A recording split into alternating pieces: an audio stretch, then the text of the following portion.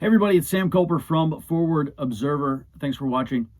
I want to talk to you today about some things that concern me, especially as we look towards November. One of the things that separates a stable state from a fragile state and then a failed state is the government's monopoly on the use of force. And what that means is you don't have armed factions going around killing each other. There may be violence, there may be crime, but you don't have organized political violence, groups fighting each other for legitimacy or for authority or for control of the government. You don't have these armed groups trying to fill a power vacuum because there is no power vacuum because the government's legitimacy or authority or their monopoly on the use of force is what prevents that power vacuum from happening. My concern is, as we look at, I've been following these armed leftist groups for several years now, since 2016. Of course, there's been a huge proliferation of right-wing and, constitutional, patriot armed groups. And there's also been a huge rise in the number of kind of local ad hoc armed groups, like these groups who went out and stood in front of these businesses in Minneapolis and some other cities to prevent them from being looted or burned down. And I look at that and I ask, how much longer until these groups start shooting each other? Maybe they never do. But I look at the rise of these armed groups. They're becoming armed and organized because they're filling a power vacuum somewhere. For instance, in Minneapolis, those guys that kitted up and they went and guarded some of those convenience stores so that they weren't looted or armed down. They're basically fulfilling the function of law enforcement at that point, which was not there. So there was a power vacuum that they were filling. They were filling, at some level, they were filling the legitimacy or the authority or the capabilities of what people ostensibly pay taxes for. And so all this is leading me to question, with the rise of these leftist armed groups and right-wing armed groups, are they eventually going to challenge, or are they going to threaten the government's monopoly on the use of force? And I think the case is pretty solid for that answer being yes. That leads me to ask now, are we heading towards a fragile state, or are we heading towards being a failed state? And I think there's also an argument that looks pretty good that says maybe we're not heading towards a failed state. We could be. We are definitely seeing indicators that we are moving away from stability. And between COVID and the second and third order effects, specifically economic effects, which is going to bleed over into social effects, between COVID, the civil unrest and the rioting, and the Cultural Revolution, the far left political insurgency that we are seeing right now in the electorate, and November elections, that could be a tipping point. I published an article last week called "The Jungle Grows Back," and basically, I state the case that for a long time we've had relative peace and stability in the United States, and that the jungle has been that came from either Carol Quigley, an historian, or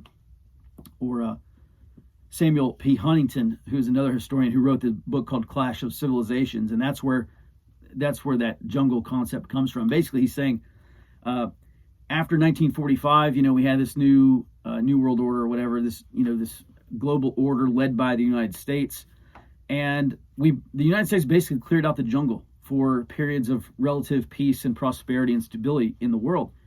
And in the 1990s, Samuel P. Huntington wrote that the United States as an empire was going to fail and their global power was going to diminish eventually, and the jungle around the world would start to grow back and the world would be a much more dangerous place. And so I just took that concept and I said, well, let's apply this to the United States, right? Is the jungle growing back in the United States? I think the answer is yes, unequivocally, it is. So are we heading towards being a failed state? If we have a catastrophic failure of November elections, then yes, we absolutely could. That was my big concern in 2016, is that we have some failed or contested election. Obviously, in 2020, the risk is much higher. I look, one thing I've been talking about in our daily reports and podcasts is if we have a replay of 2000, the 2000 election was not decided by the Supreme Court until like the 12th or 13th of December. So that was over a month from Election Day. If in this political climate, and if we don't know who our president is going to be, and there's an entire month, maybe it's only days or weeks, maybe it's an entire month or longer, if that election ends up being litigated to the Supreme Court, what are political activists and social agitators going to be doing in that 30 days? What kinds of strategic messaging or disinformation could they be putting out on either side, the left or the right? What kind of messaging and social agitation could they be doing? And they've got 30 days to do it. Let's just say this thing doesn't get decided until December. And so obviously the risk is incredibly high that we have not just political violence, but organized political violence. And maybe these groups on the left and the right that are armed turn to organized political violence, and they do take over the government's monopoly on the use of force. Now, obviously, this is getting towards a worst case scenario, and I like to operate from the assumption that the more extreme the prediction, the less likely it is to occur. That's the frequency, or that's the nature of low frequency events, as they're extreme because they just don't happen very often. So this is not a prediction, but this certainly is a possibility, and it's concerning. And that gets me to the American Contingency, because I watched that video. I watched both of those videos that Mike Glover put out. I don't know Mike Glover. I have reached out to him through the website. I encourage you to go watch those videos. American Contingency, if you just search for it on Google. I think it's americancontingency.com as well. And basically, Mike Glover, he's a former team guy, and he's basically saying, look, we need veterans, we need help, we need to organize at the community level, we need to build these groups capable of protecting Americans. And I watched that video and I said, that's the government losing the monopoly on the use of force.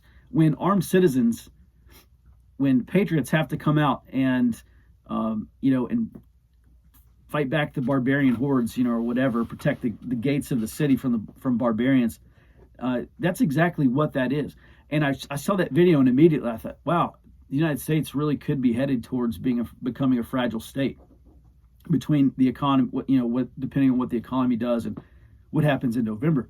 And by the way, November elections, if we do have any kind of disruption, it's going to have financial effects, which could also lead to economic effects. It could lead to monetary effects, like the strength of the dollar could be completely wiped out depending on what happens in November.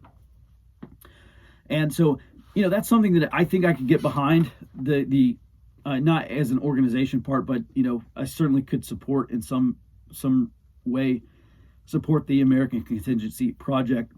Excuse me. I think it's a great idea, and I'd like to be involved, even if it's just providing my 2 cents. And that leads me to talk about something that we started last August. So a couple of friends and I last August, we started a Preparedness Network. This was pre-COVID. It was pre-George Floyd. But I was concerned about the election, and following the indicators of low-intensity conflict, we've seen these indicators start to stack up, which says to me things are probably going to get worse.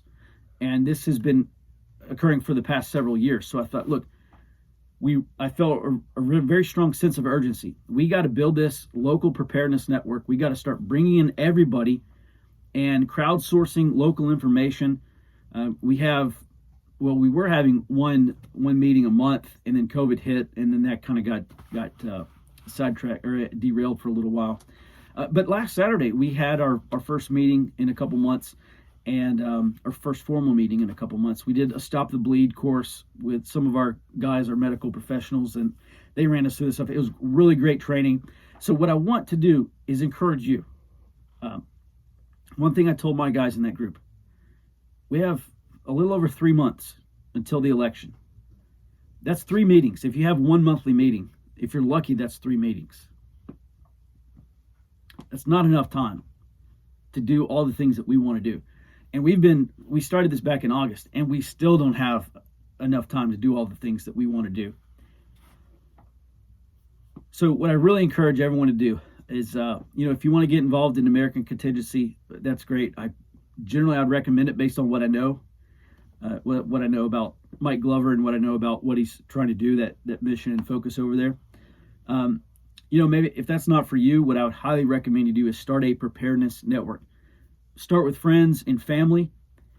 One thing we've done is gone through and kind of built out what we call a KSA list, knowledge, skills, and abilities KSA. And we've taken stock. Okay, we got some medical guys, we got some prior service, we got infantry guys, we have engineers, we have XYZ, and we've kind of looked at, hey, what kind of skills are going to be necessary to navigate this time in this period of American history if we devolve into a third world state, or if we have some pretty severe disruption. What are the knowledge, skills, and abilities we are going to need? And once we identify those gaps, now it's like, okay, the human intelligence side kind of kicks in. We have to start strategically recruiting for those skills that we do not have. So the first thing you should do if you're starting a preparedness network, we started a Facebook group just because the outreach is super easy, and we're not really that concerned right now with being below the radar or whatever, because we're prepper group basically. We're trying to be a prepper group on steroids basically. Build a tribe, all these things that lots of people have been talking about for a long time. Maybe a Facebook group's not for you. Maybe you start an email list. I don't know. But you're going to have to go out and do some legwork. And you're going to have to go out and give people the pitch. And the pitch can be as simple as this. I'm concerned about the future. Here are 3 or 4 things that concern me about the future. I have a family, and we are looking for like-minded individuals who are also concerned about the future. We can come together. We can share information. We can share knowledge. We can host training events like medicine and basic firearms, BRM, stuff like that. Basic pistol courses. If people have questions like, oh, I don't know how to can. Okay, great. Yeah, Susan cans. Okay, great. She's going to teach us a class on canning and start canning a bunch of food. And if we approach it like that, I don't know, maybe have a little more polished pitch than what I just gave you. But we have to start going out and recruiting people. And, in marketing, there's this kind of famous thing. It's like you hit the pain button, right? If you want someone to, well, actually, it's not just in marketing. It's all kind of target audience analysis and inform and influence. That's really what it is, inform and influence. You got to hit the pain button. And if they're concerned about an EMP, if they're concerned about the elections, man, you just got to hammer that. What happens? What happens if we have a failed election? What happens if we don't know who's our president? What happens if there has to be an election redo? Wouldn't it be nice? Wouldn't it be nice if we had a network of people who can all agree we're going to come together and we are going to help each other get more prepared? And we have 3 months to do this. So that's my advice for this video. Go out, build a group, and let me just say this, it's not even a group. You're not trying to build a group. You're trying to build a network. One thing I talk about in intelligence is, in the Army, we said every soldier is a sensor. Every soldier has an obligation to pass up information or to report things that maybe they don't seem right. Maybe, hey, that thing's not supposed to be there. Let me go tell somebody. And maybe it's an IED. And we can also say, look, every member of our community is also a sensor. As an intel guy, I want those sensors reporting information to me because I'm the top of this information pyramid, and I want all that information because I'm trying to make sense of what's going on. I'm trying to compile all this information and actually turn it into intelligence. Timely, relevant, accurate, specific, and predictive or actionable intelligence. And that's what helps us drive operations. Intelligence drives the fight. You've got to have intelligence. And it doesn't matter how many gunslingers you have, how many, Army Rangers or former SF guys or former SEALs or whatever in your group. They don't do things without intelligence. And they understand the value of intelligence. That's why Mike Glover called for intel guys in that video, because he understands intelligence drives the fight. If you don't listen to me, you should definitely listen to him. And if he's saying it, well, if both of us are saying it, probably assume it's true.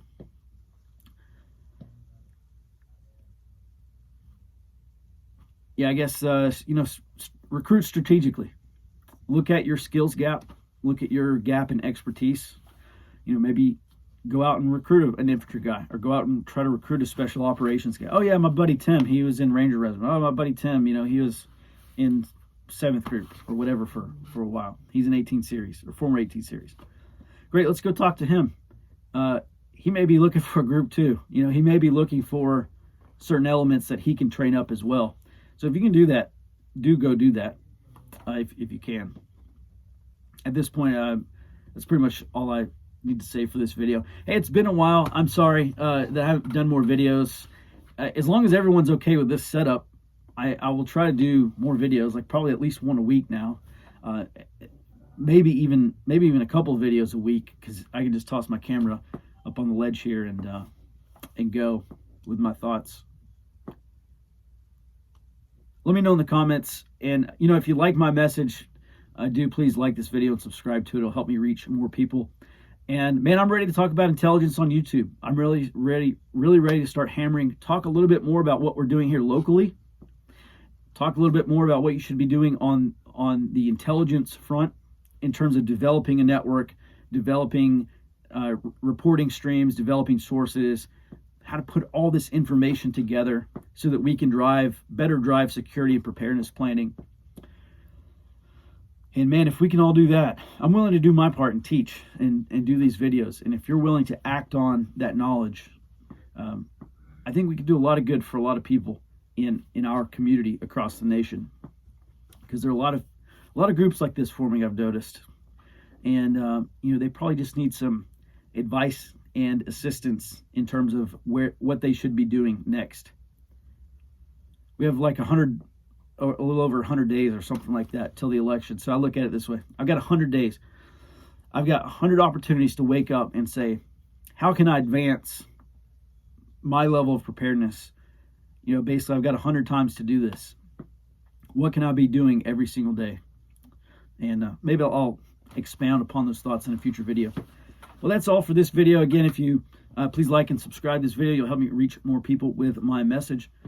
And I'll see you in the next video. Until then, be well and stay up front.